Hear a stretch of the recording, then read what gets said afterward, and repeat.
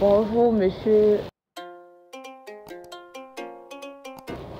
Ngoyade est un village situé au centre Cameroun, où, comme dans tout village, on retrouve une population.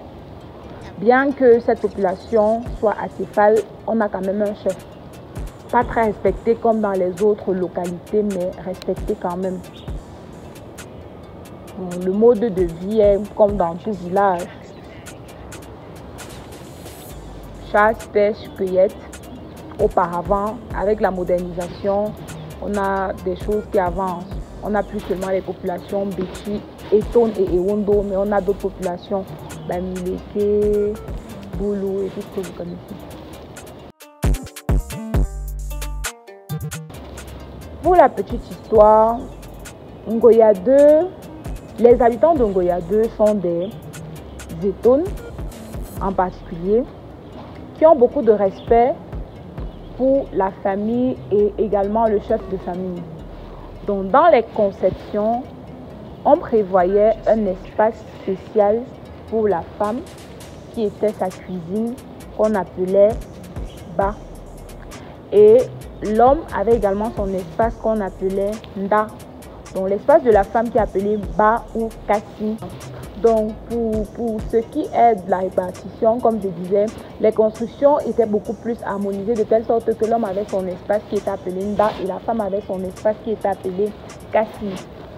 C'est en fait dans la cuisine que la femme faisait tout. On va dire que la femme était la reine dans sa cuisine parce que elle avait son lit, elle avait son matériel de cuisine, elle avait ses casseroles, ses verres, de quoi faire entrer les choses sèches comme le maïs, les arachides, de quoi fumer son poisson, sa viande. Donc, elle était vraiment équipée dans sa cuisine.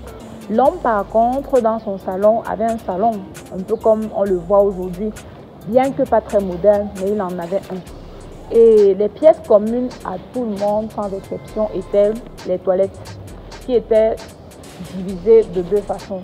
Donc, on pouvait avoir à certains endroits uniquement où se laver et pour les besoins on creusait juste un grand trou, on alignait des bois ou du fer de telle sorte que les populations qui veulent l'utiliser soient très bien positionnées. Pour ce qui est de l'extérieur, parce que tout à l'heure je vous parlais de l'intérieur, pour ce qui est de l'extérieur, on va remarquer dans chacune de ces concessions une très grande cour parce que dans leur culture, les Etones ont cet esprit de convivialité, de toujours vouloir accueillir l'autre. Quand bien même on voyait une barrière, ce n'était pas comme on voit de nos jours des barrières à de très haute hauteur. C'était des barrières pas très grandes et recouvertes de fleurs pour la beauté, disons ça comme ça. Donc je crois que c'est un peu ça pour ce qui est des constructions en Ngoyade. Effectivement, pour ma formation, au vu de ce qui a été expliqué par les populations de là-bas, de comment se faisaient les constructions, parce que je tiens à rappeler que les constructions se faisaient à la main. On n'avait pas forcément besoin des engins pour tourner le béton ou quoi que ce soit. Les constructions se faisaient à la main et avec les pieds aussi. Donc, quand je vois une maison qui a plus de 100 ans et dont j'ai la possibilité de revoir les fondations, je me dis, avec la modernité, il faut associer ce qui est archaïque à ce qui est nouveau. Clairement, on ne va pas reconstruire aujourd'hui avec la terre comme auparavant, mais on peut regarder juste les fondations, étant donné que toute maison, c'est d'abord sa fondation. Donc, particulièrement de ce côté-là, les fondations étaient faites avec du bambou de Chine, du bambou de palmier, qui servait de... Parce qu'aujourd'hui, on a le fil d'attache. C'est en fait de bambou de palmier qui servait de fil d'attache à cette époque-là.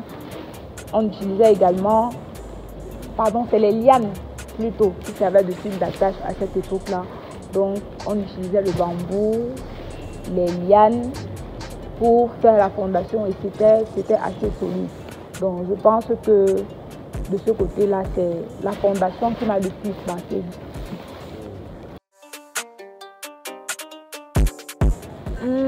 En tant que guide, pour ma part, je ne vais pas dire que j'ai rencontré de vraies difficultés. Le plus souci a été niveau communication, parce que toutes les personnes qui étaient au lieu de la descente n'étaient pas d'origine béti.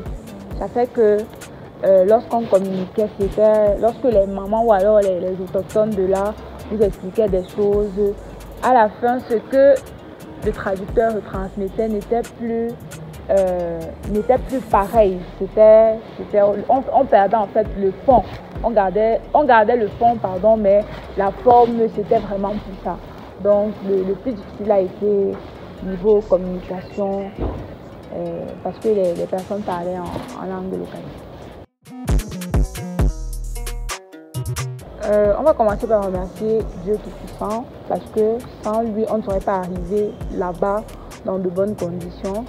Ensuite, remercier mon père, sans qui cette visite n'aurait pas été un réel succès. Monsieur Changa Adjigi. Ensuite, remercier mes camarades qui ont pris cela en emploi de temps, se libérer et aller dans un village voisin sans avoir peur de 2-3 petites choses, moustiques par exemple. Donc, c'est un peu ça.